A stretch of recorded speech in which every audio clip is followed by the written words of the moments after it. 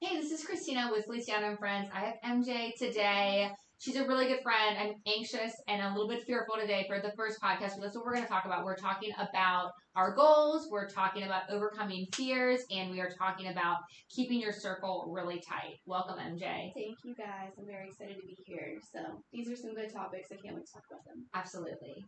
So I had a lot of fear like earlier when I started to be successful because I was living in a trailer. I had felony pounding charges. I had been incarcerated. I didn't want anyone to know, and I was like so afraid that if like people would find out that they would like not be there to support me. Because you have to remember too, I was in the city for 18 months incarcerated, and like nobody came and visited me. Yeah, but I think that's beautiful. But like you can like overcome. Yeah, but it's a lot of like stress too because I feel like what I've been like I've just experienced like when I was on top, like when my kid's dad was living, I had my kids like when you're on top, like people are really there. But then from my personal experience, and I did a lot of things wrong, but when I fell, like people weren't there, very few. So it's also made me like really anxious, and that's also when I'm up, like the perception of me coming up on top.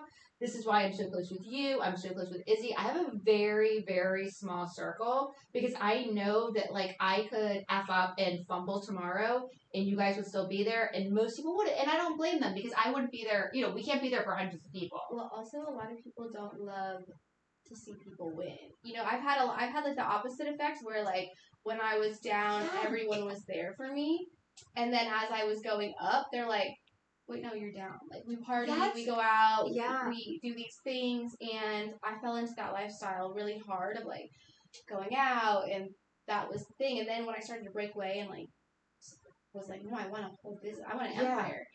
Everyone was like, wait, but like that's just like a pipe dream. And then I started to take the steps that it took to like get that dream, and people kind of dispersed. And you're like, interesting you say that because when I first got out of jail and I had nothing, I had a group of people that were there for me.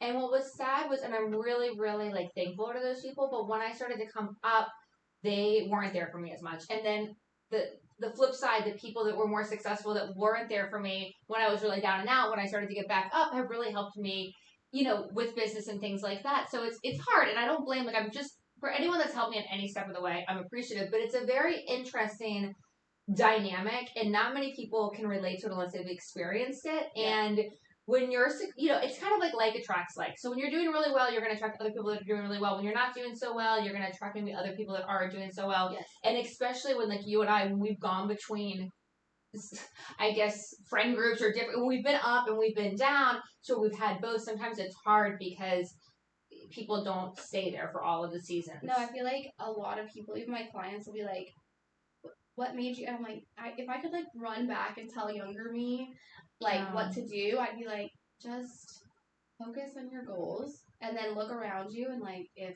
the people around you are at the point of life where you want to be, then you're in the right room, and if they're not, then we got to work on it. So, and that took a while, and that does take a while, and I would tell a younger me do less drugs and alcohol.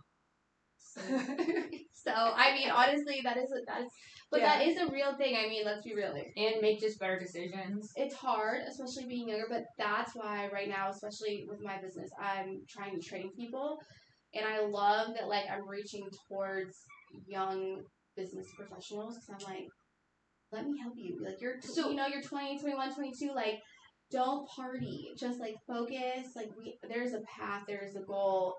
It takes steps, but like no, for sure. So people that are listening, they don't know what you do. So talk a little bit. What is your business? Explain your business, MJ. I own Die Pretty, and I don't say Die Pretty Lashes because I want Die Pretty to grow as an empire of confidence. Whether it be that you come to me for lashes, for tooth gems, for permanent jewelry, hopefully for activewear soon. We're in the works.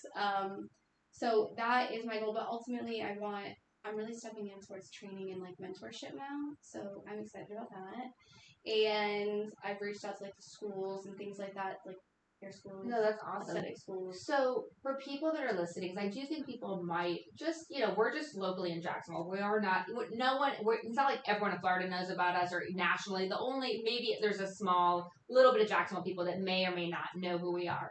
But for people that are looking to see like how did we start our own business or what would you recommend? Like, how would you explain how you got here? Because anyone could do it. Anyone can do it. Find your niche. Find something that resonates with you. That was my thing, right? Like, I got out of hair school, and I started doing makeup, like, off rip. And I was, like, so like I had so much anxiety. It just like didn't feel correct. Mm-hmm. And then my girlfriend called me one day, and like lashes were such a new thing in the industry. She was like, "Hey, like you have an event coming up. Let me do your lashes." And I went, and I was like, "This is super dope." So I went, and she's like, "You should train." So I trained, and I got my first client, and like it felt comfortable. So find your thing that like makes you feel comfortable. And then I saw my vision. I was like, okay, this is kind of like what I want to do, and I saw potential in that industry. So I was like, okay, I'm gonna work for someone, and you work your way up. So. And the other thing I was gonna say, you haven't said it, but I think we both do that people don't do, is we self-promote the hell out of ourselves. Oh yeah. So I mean, engulf yourself in. But I mean, if you think about it with like Instagram, it's like you're posting you, I'm posting me. So these people are like, how do you do it? You just do it. You literally just I think that post yourself and you advertise yourself. People, okay, especially now with social media being as like prevalent as it is, like your personal brand is everything. Like people want to see you do things. Like there's a million lash artists. There's a million, like. And the other thing too is like you guys are watching that want to start your own business. It's free. Instagram is free. You literally make an Instagram and it's free. This podcast is in my condo. This is free for. I mean, I had to get some mics and get this sign, but it's free. I mean, the biggest thing, like you can self. Like I think in time the business is going to change where you're going to probably have to pay to even put yourself out there. So now is the time if you want to do a business, you can completely self-market gratis. Okay, so with saying that too, I think that like I've been in business for 7 years now, for myself personally, my brand. And for the last 6 of them, I was just working behind the chair doing lashes, which I got really good at, obviously, and I was doing it, but I always had these like big goals, and now I'm finally like, no one's coming to like give you those goals. Like the only way to do it is just do it. So if you start really actively, like I was like, okay, if I post on Instagram every single day, I'm gonna start to gain traction. You know what I mean? So like, it's just putting your work into motion that makes the difference. Like, and it's only takes one person to like believe in you or give you opportunities too. So just keep on putting yourself out there, and it just takes one person to then all of a sudden, maybe get you to the next level. Yeah. So, all right. So let's talk about, we talked about like not being so wild. When did you calm down? Because some people think that you're wild. I was a little wild for a minute, and I really feel like in the last few years I came into myself. I feel like, again, I kind of got to this moment where I looked around and was like, I'm either going to go really downhill or I'm going to get everything I want out of life. I felt that too. There was that moment, and I literally cut off a few people, and it was crazy because when I cut those people off, the correct people came into my life. And I mean, like, even some of my friends, like one of my girlfriends, for example, like got me my shop. She introduced me to my fiance. Like, the people that are supposed to be in your life, like, will attract good things. And the people that aren't supposed to be in your life will attract negative things. And it's up to you to decide, am I going to continue on with negative or... Yeah, no, I agree. And I always, like, so, like, I think when I was younger, I really thought that I was invincible. Like, I thought, like, I would never die. Yes. And then I do think, after my kid's dad died, like, I understood I'm not invincible. And I really, like, I always tell people, like, I believe if I do deadly stuff, I'm going to die. So if I do drugs or alcohol, I think continue. I think my outcome is going to be like every other person that continues while they get into 40s, 50s. It's going to end in either prison or death, health issues. I'm not going to be an anomaly. Right. I'm going to have the exact same results as every other person. So if I do things that are detrimental, I'm going to have those results. And then the same side, I also look at people that are really healthy and successful. And I always say that when it comes to business, I've always said this, what one person can do, another person can do, right? So if it's been done, it can be done, and let's try to emulate those positive, things, people. And it's a lot of it is mindset. Big time on mindset. And I feel like there's no perfect timing for mindset. I think that, like, it just kind of, like, came to me that, I feel like some people feel like there's this time frame in their life, and, like, I wasn't on necessarily that time frame. I feel like I kind of did things differently. Like, I had a child, and to be honest with you, that kind of sent me through a little spiral in a way. Some people think, like, you settle down, you have a kid, you get married, and then you're, like, like that wasn't the case. So everyone's timing is different. So as long as you just like, yeah, and I also think too it's like fear. So this is like my very first podcast, and we were like even before, like I feel today, like I feel anxious. I feel anxious about nobody's gonna listen, or people are gonna listen and make fun of it. And I don't love hate on social media. I've gotten it for the last 7 years, but I'm still sensitive to it. I don't love when people write nasty things about my personal life or my looks or what I say. And I know that like putting myself out on a podcast and doing this is making me even more exposure for negativity. But at the same time, I know that's how you know you're growing. And I've got to do it because that's part of life. And the only way I'm going to get to that next level is if I'm willing to take the hits and keep going. And I always say, you fall down 7, stand up 8. I know I can take a licking, so if people hate, I just have to take it and keep going. I feel like fear lately has been my favorite word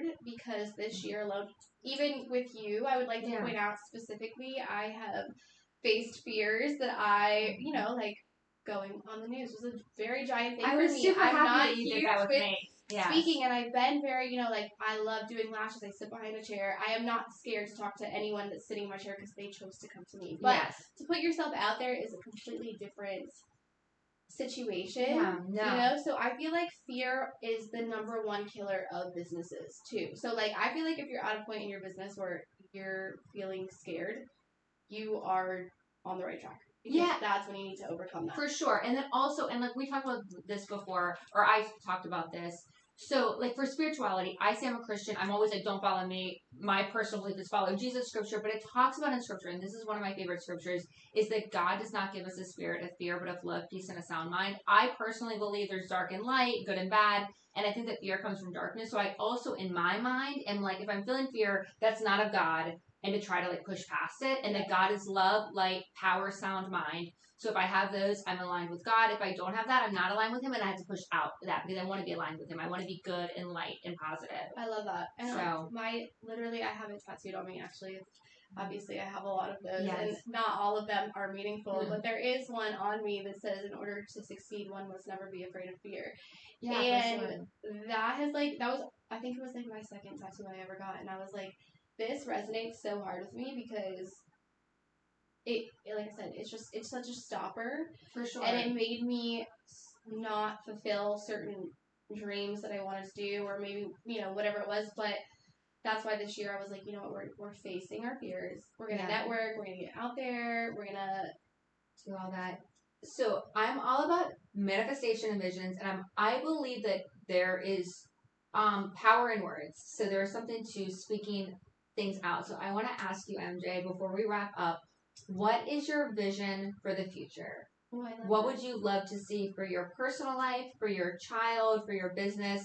To wrap this up, if we could see you, let's say 5 and 10 years, where would you like to see? What is your vision that's drawing you? And then I want you in the future, or today, write it all down and try to look at it every day. And I promise you that vision is going to pull you. But tell us. I have been like journaling. My girlfriend wrote me the other day and like sent me a text, and she showed me her journal from like 3 years ago.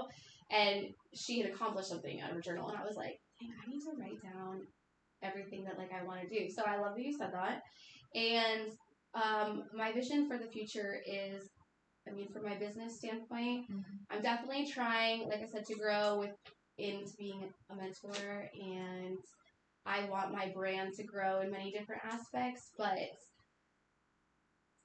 I want it to keep going. And I'm like, in the future, I want my son to see that I didn't give up when things got scary.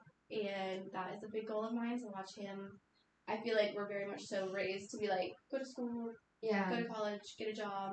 So I already promote like entrepreneurship within him. I love that. So that's a big one for me. I really want him to like fulfill entrepreneurship as well. And just keep on. I feel like I'm in a very peaceful place. So to keep my peace while also and get married. So that's very exciting. Yes, my dad lives in Saudi Arabia, so we've decided that 3/18 we're going to be Saudi and married. Oh, that's awesome. So that's a big goal for us. So that's exciting. Yeah. So just to overcome fear. I think that fear is like such a good word that you use. I think that is my goal, is to just keep putting myself in uncomfortable situations because I know it's going to build my brand to where I want it to go. For sure. And keep a good small circle. small circle. It's okay. And honestly, Yes. like, people are always going to talk. Like, they're always going to talk. It's just not that heavy. If you feel like you're on the right track and you're doing something right and you're following your goals, take baby steps. Don't get overwhelmed. Yeah. Well, I'm here to support you in any way, and I love you, and I'm just thank you for being my first guest, and thank you for being a friend, and thank you for being real. Of course. I know that I could call you in the middle of the night, and that you would be there. I would. Yes, and likewise. Thank you. Thank I love you. you. Thank you for coming on.